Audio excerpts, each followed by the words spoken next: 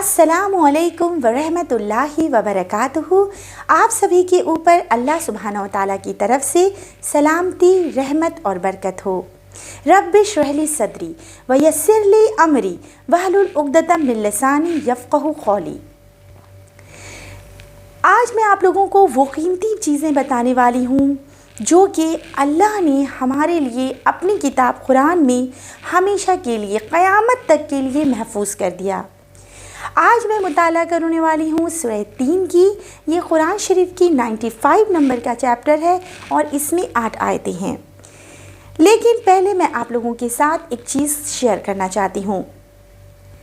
देखिए, जब अल्लाह रब्बुल इज़्ज़त अपने पहले बनाए हुए इंसान हज़रत आदम अलैहिस्सलाम और उनकी बीवी को इस ज़मीन पर भेज रहे थे, तो उस वक्त अल्लाह ने उनसे फरमाया, ये सूरह बकरा की आयत है, चैप्टर नंबर 2, आयत नंबर 38 एंड 39, जिसमें अल्लाह ताला कहते हैं कि तुम सब अब यहाँ से उतर जाओ और तुम्हारे पास जब भी मेरी तरफ से कोई हिदायत पहुँचे तो तुम में से जो लोग भी उस हिदायत की पैरवी करेंगे उसके लिए ना कोई खौफ होगा और ना कोई गम होगा, और जो कोई भी उसे कबूल करने से इनकार कर देगा और उसे झुटलाएगा मेरी आयतों को, तो उनके लिए जहन्नम का ठिकाना है। वो सब आग में दाखिल होंगे और उनका ठिकाना क्या है? जहन्नम का ठिकाना है। तो अल्लाह ने हमें अपने पास से यहाँ भेजते वक्त ही इंसानों को ये इंस्ट्रक्शन दे दिया था कि मेरी गाइडलाइन को जो कोई फॉलो करेगा उसके लिए कोई भी खौफ नहीं होगा और कोई भी गम नहीं होगा। देखिए, खौफ किस चीज़ का और गम किस चीज़ का? गम हम हमारे पास्ट के लिए करते हैं कि ऐसा क्यों हुआ, नहीं होना था, ये काश नहीं होता। और खौफ किसके लिए होता है? खौफ फ्यूचर के लिए होता है कि कहीं ऐसा ना हो जाए, वैसा ना हो जाए। लेकिन जो इंसान अल्लाह की भेजी हुई हिदायत की पैरवी करता है उसके लिए किसी भी तरह का कोई डिप्रेशन और कोई स्ट्रेस नहीं होता, और जो हो है भी तो उसे इस चीज़ का यकीन होता है कि अगर मेरे पर कोई परेशानी आती है या कोई खुशी आती है तो वो भी अल्लाह ही के हुक्म से है और दोनों ही मेरे लिए आजमाइश है। तो आइए हम अपने लिए जो हमारे रब ने हिदायत भेजी है कुरान, उसका एक चैप्टर पढ़ेंगे, सूरह 3। तो चलिए शुरू करते हैं। अऊज़ु बिल्लाहि मिनश शैतानिर रजीम, बिस्मिल्लाहिर रहमानिर रहीम। अल्लाह की पनाह चाहती हूँ शैतान मरदूस से, और शुरू अल्लाह के नाम से जो बड़ा मेहरबान नहायत ही रहम फरमाने वाला है। वत्तीनी वज़ैतून वतूरी सिनीन वहाज़ल बलदिल अमीन। कसम है जैतून की, इंजीर की और जैतून की, और कसम है तूरे सीनीन की, और कसम है इस अमन वाले शहर की। देखिए, अल्लाह रब्बुल इज़्ज़त ने यहाँ पर 4 चीज़ों की कसम खाई है। 2 फ्रूट्स हैं, इंजीर और जैतून, और 2 जगह के नाम हैं। एक सीना पहाड़ का नाम है और तीसरा शहर, इस शहर की यानी कि मक्का की, जिसमें मोहम्मद सल्लल्लाहु अलैहि वसल्लम पैदा हुए या वो जहाँ रह रहे थे जब जिस वक्त ये सूरह आई। तो अल्लाह रब्बुल इज़्ज़त ने यहाँ पर क्यों कसम खाई इन चीज़ों की? कसम खाने का मकसद असल होता है गवाह बनाना। ठीक है, किसी चीज़ को अगर हम विटनेस के लिए खड़ा करते हैं तो उसको हम कसम खाकर अल्लाह इस अंदाज में उसको खड़ा करते हैं कि ये गवाह हैं ये चीज़ें, कि देखो आगे की आयत इस बात पर दलील करेगी। मैं पहले इन कस्मों को आपको अच्छे से एक्सप्लेन कर देती हूँ। पहले जो 2 फलों की कसम खाई गई है तो उसमें मुफस्सिरीन कहते हैं, स्कॉलर्स कहते हैं ना, कि एक्चुअली में यहाँ पे फ्रूट्स का कसम खाना मकसद नहीं था। उस जगह को अल्लाह ने यहाँ पर याद किया है जहाँ पर इन दोनों फ्रूट्स का प्रोडक्शन जो है बहुत ज़्यादा था। ठीक है, जैसे हम भी अपनी लैंग्वेज में किसी चीज़ को याद करते हैं ना, केसर है तो कश्मीर, तो इस तरह अल्लाह ताला वहाँ के लोगों के मिजाज को जानते थे कि वो लोग अरब वाले जो थे उन्हें पता था कि जैतून और इंजीर जो है वो सबसे ज़्यादा कहाँ से आता है, तो वो फ़िलिस्तीन, जो वहाँ पे पैलेस्टाइन जिसको कहते हैं ना, वो यरूशलेम, वहाँ से सबसे ज़्यादा आता था। तो अल्लाह ने उस जगह को यहाँ पर क्यों याद किया? क्योंकि वहाँ पर अल्लाह ने अपने नबी हज़रत ईसा अलैहिस्सलाम को भेजा था। ठीक है, इसलिए अल्लाह ने उस जगह को याद किया, यहाँ पर गवाह बनाया जैतून और इंजीर को। اور ایک اور روایت میں ہے کہ 3 اس پہاڑی کا بھی نام ہے جس پر اللہ کے ایک پروفٹ حضرت نوح علیہ السلام نے لگ بھگ 950 سال تک لوگوں کو ایک اللہ کی طرف بلایا۔ تو یہ ایک چیز ہوئی۔ اب دوسری چیز طور سینین، تو طور سینین ہے وہ پہاڑ جس پر حضرت موسیٰ علیہ السلام نے اللہ سے بات کی۔ تو اللہ یہاں پر اس پہاڑ کو گواہ بنا رہے ہیں اپنے اس پیغمبر کے لیے جو اللہ نے اب تمام لوگوں کی ہدایت کے لیے بھیجا تھا۔ اس کے بعد اللہ تیسری چیز، جو تیسری جگہ کو قسم، چوتھی یہاں پہ جو جگہ ہے قسم کھا رہے ہیں جس کے لیے، وہ ہے شہر مکہ۔ کیوں؟ کیونکہ اللہ نے مکہ میں کس کو بھیجا؟ محمد صلی اللہ علیہ وسلم کو بھیجا، اور یہیں پہ ان کی پیدائش ہوئی اور اسی شہر پر یہ قرآن آ رہا تھا، یہیں سے شروعات ہوئی۔ تو یعنی اللہ رب العزت جو ہے نا انسانوں کو کہہ رہے ہیں کہ دیکھو تم میرے ان 3 بندوں کو، ان 4 بندوں کو، ان پیغمبروں کو دیکھو۔ ایکچولی میں جو پیلسٹائن ہے نا وہ پورا پیغمبروں کا ہی زمین کہلاتا ہے، وہ بہت زیادہ وہاں پر اللہ نے اپنے پیغمبر بھیجے۔ تو اللہ تعالیٰ ان جگہوں کو یاد کر کے انسان کو بتا رہے ہیں کہ آگے کی آیت کیا ہے نا، ابھی آپ کو ایکسپلین ہو جائے گا۔ آگے اللہ فرماتے ہیں وَلَقَدْ خَلَقْنَا الْإِنسَانَ فِي أَحْسَنِ تَقْوِيمٍ، بے شک ہم نے انسان کو بہت بہترین سانچے میں پیدا کیا۔ یعنی دیکھو میرے ان بندوں کو کہ کیسے اللہ نے اپنے انسان کو کتنی زیادہ نعمتوں سے نوازا ہے۔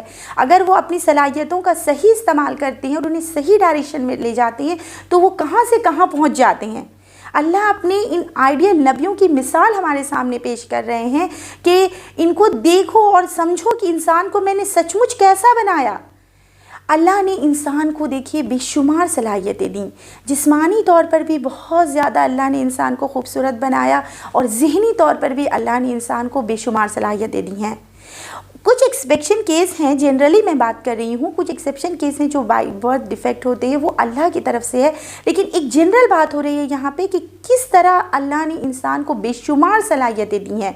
سینس آف آرگن، ایک ہمارا ناک ہے اور ایک زبان ہے۔ دیکھیے ایک ہے جو سونگھتا ہے اور ایک ہے جو ٹیسٹ کرتا ہے، دونوں کا کام دونوں خود ہی کریں گے، ایک دوسرے کا کام کوئی دوسرا نہیں کرے گا۔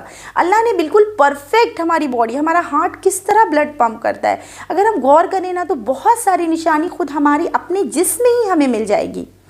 اس کے بعد دیکھیے اللہ آگے فرماتے ہیں لَقَدْ خَلَقْنَا الْإِنسَانَ فِي أَحْسَنِ تَقْوِيمٍ ثُمَّ رَدَدْنَاهُ أَسْفَلَ سَافِلِينَ، یعنی کہ میں نے انسان کو بے شک انسان کو میں نے بے حد بہترین سانچے میں پیدا کیا، اور اس کے بعد اس کو نیچا کر کے، خستہ حال کر کے نیچوں سے نیچا کر دیا۔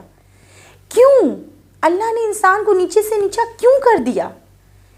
إِلَّا الَّذِينَ آمَنُوا وَعَمِلُوا الصَّالِحَاتِ فَلَهُمْ أَجْرٌ غَيْرُ مَمْنُونٍ، مگر وہ کہ جو لوگ ایمان لائے اور جنہوں نے نیک کام کیے ان کے لیے ایسا اجر ہے جو کہ کبھی ختم نہیں ہونے والا ہے، ایسا بدلہ ہے جو کہ ہمیشہ جاری رہنے والا ہے۔ اللہ نے یہاں پر بہت بڑی بات بہت چھوٹے لفظوں میں کہی ہے۔ یہی تو قرآن کی خاصیت ہے کہ بہت کم الفاظ میں اللہ بڑی بات کہتے ہیں۔ اللہ نے کہا کہ دیکھیے کیسے پھر اللہ نیچے سے نیچا کرتے ہیں، جب انسان جو ہے نا اپنی ان صلاحیتوں کا، اپنی ان ایبیلیٹیز کا غلط ڈائریکشن میں یوز کرتا ہے تو پھر اللہ تعالیٰ اس کو اسی کی توفیق دے دیتے ہیں۔ جو جس راہ پر چلنا چاہتا ہے اللہ تعالیٰ اس کے لیے اسی راہ کو آسان کر دیتے ہیں، وہی دروازہ اس کے لیے کھل جاتا ہے۔ تو جب انسان برائیاں کرتا ہے تو دیکھیے آپ اگر نیوز پیپر اٹھا کر دیکھیں گے تو وہی انسان ہے جس کے لیے اللہ کہہ رہے ہیں کہ میں نے انہیں بہت بہترین سانچے میں پیدا کیا، پھر اسی انسان کا حالت دیکھ لیجیے آپ نیوز پیپر اٹھا کے کہ کیا ہے آج انسان کا حال، کہ ایک انسان ہی تو ہے جو انسان کا خون کر رہا ہے، چوری کر رہا ہے، جھوٹ بول رہا ہے، اپنے رب کو بھول کر بیٹھا ہے۔ ایک انسان ہی تو ہے جو نشہ کر رہا ہے، اپنی ناجائز خواہشات پوری کرنے کے لیے اپنے خون کے رشتوں کا بھی لحاظ نہیں کر رہا ہے۔ ایک انسان ہی ہے نا جو اتنے گھنونے گھٹیا کام کر رہا ہے کہ مطلب اب وہ انسان کی حالت کیا ہو جاتی ہے جب انسان اس لیول تک گرتا ہے۔ تو وہ اللہ کے تمام کریشن میں، اللہ نے جتنی بھی مخلوق بنائی ہے ان تمام کریشن میں وہی انسان گھٹیا ہو جاتا ہے، سب سے بدترین مخلوق ہو جاتا ہے وہی۔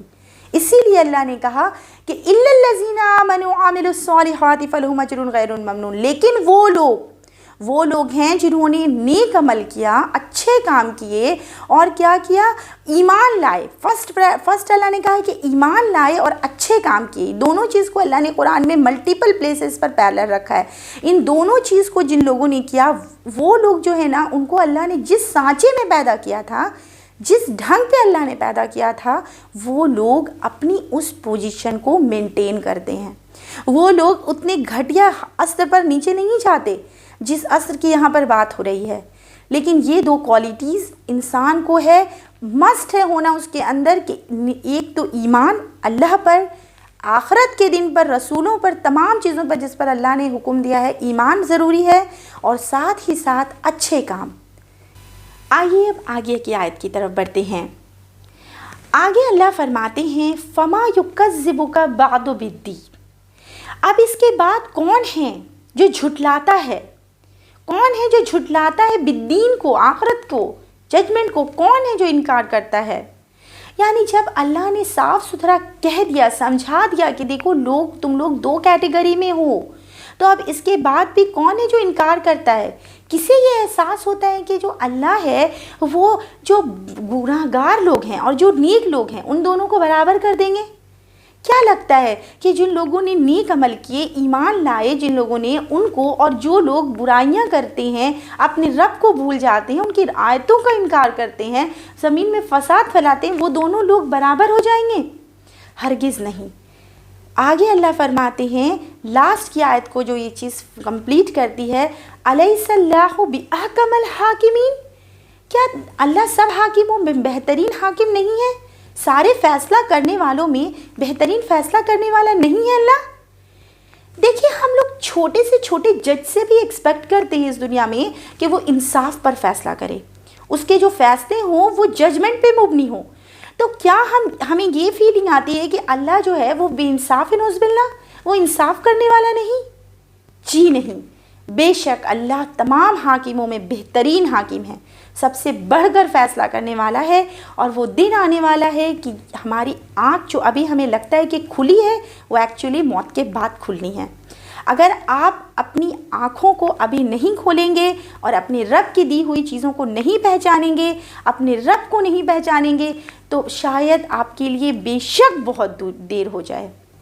تو آئیے ہم لوگ سب اپنے رب کے بھیجے ہوئے ہدایت نامے، یعنی کہ جو انسٹرکشن ان کی طرف سے قرآن، اس کو پڑھتے ہیں، سمجھتے ہیں، اور انشاءاللہ اس کو دل و جان سے فالو کرنے کی کوشش کرتے ہیں، کیونکہ اللہ تعالیٰ اپنے اس بندے سے بہت محبت کرتا ہے جو توبہ کرتا ہے، اس کی طرف لوٹتا ہے۔ اللہ تعالیٰ بہت قدردان ہے دوستوں۔ تو انشاءاللہ تعالیٰ مجھے امید ہے کہ آپ لوگوں کو یہ سورہ اچھے سے سمجھ میں آ گئی ہوگی، سورہ 3، اور 3 کا مطلب تو انجیر ہوتا ہے، اور یہ بہت ہی عمدہ سورہ تھی۔ انشاءاللہ اسے ہم اپنی زندگی میں اتارنے کی کوشش کریں گے۔ اسی کے ساتھ میں اپنی بات کو ختم کرتی ہوں۔ جزاک اللہ خیر۔ اللہم صلی وسلم علی نبینا محمد۔